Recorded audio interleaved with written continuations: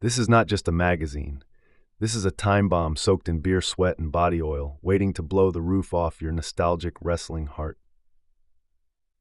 Championship Wrestling, August 1986, drops you into the heat of battle in the dog days of summer. And what a battlefield it is. It's not a glossy promo piece or sanitized product placement.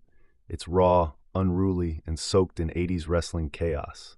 From cover to back page, this issue pulls no punches. We open with a warning shot across the bow, an editorial cannonball straight from the pen of a fan or madman. The opening commentary rips into the current state of wrestling like a buzzsaw, attacking cartoonish gimmicks, over-merchandising, and the rise of corporate wrestling. It's a purist scream into the void. The editor calls for a return to violence, character depth, and regional integrity.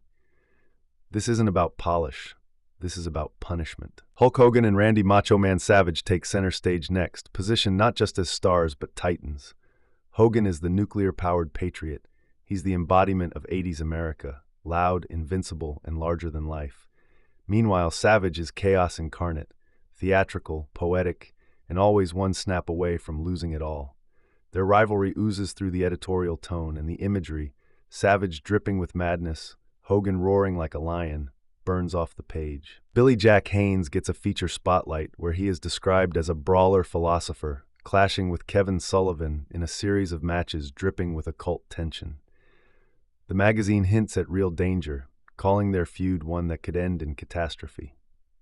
Next, the spotlight shifts to Bruiser Brody and Nikolai Volkoff. Brody is the wildman, pure chaos in boots, while Volkoff is painted as a Soviet machine marching to destruction. Their clash is more political theater than match, a cold war in a steel cage. The view from the Midwest column is pure, unfiltered venom. The writer accuses major federations of betraying their roots. They warn of the corporate wolves stealing wrestling's soul, its territorial pride in its most concentrated form. Every word is barbed wire. The writer dares the reader to look away, and you can't. Fan letters are equal parts worship and warfare. Some praise the likes of Pedro Morales for being a beacon of honor and tradition. Others spit venom at the rise of celebrity wrestlers and plastic champions.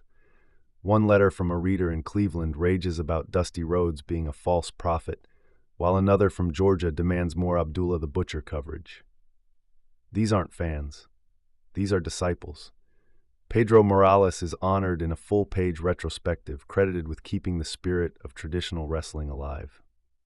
The article calls him a general in a war against empty flash. Then we're thrown into a double feature on Abdullah the Butcher and superstar Billy Graham. The Butcher is described as a walking horror movie, a man whose forehead tells more stories than any promo. Billy Graham, meanwhile, is equal parts bodybuilder and preacher, manipulating audiences with gospel-toned madness. The Flair versus Dusty Rhodes rivalry is hinted at through sidebars and image captions. Even without a full spread, the tension crackles. Flair is luxury and violence in equal parts. Dusty is blue-collar fury wrapped in polka dots. Their feud hangs over the magazine like a southern thundercloud, always threatening to explode. Ads fill the pages between features, and each one tells a story. You can order your very own self-defense VHS tape, complete with hand-drawn goons being flipped over shoulders. There's a listing for a newsletter that promises uncensored backstage gossip and another selling bootleg tape compilations. Every corner of the magazine is built for the obsessed. A segment titled Wrestling Schools. The Real Deal digs into training grounds across the country. The article separates the legit from the scam, warning readers about snake oil salesmen while praising institutions like the Monster Factory. It's an eye-opener for the would-be grappler. We then crash into the bazaar. A piece titled Voodoo in the Ring explores how gimmicks like Papa Shango's precursor personas were tested and received. It's sensational, spooky, and filled with grainy photos of face paint and fire rituals. A late-issue editorial blasts the direction of women's wrestling. The writer demands more exposure for athletes like Wendy Richter, calling out promoters for ignoring genuine female talent. It's brief but powerful, a spark demanding a wildfire. Finally, the issue closes with a breakdown of Barrio's recent performances. Equal parts jab and praise. It's an honest account of a man fighting for relevance in a federation that's already starting to chew up and spit out yesterday's heroes. By the time you reach the end, Championship Wrestling August 1986 hasn't just taken you on a journey.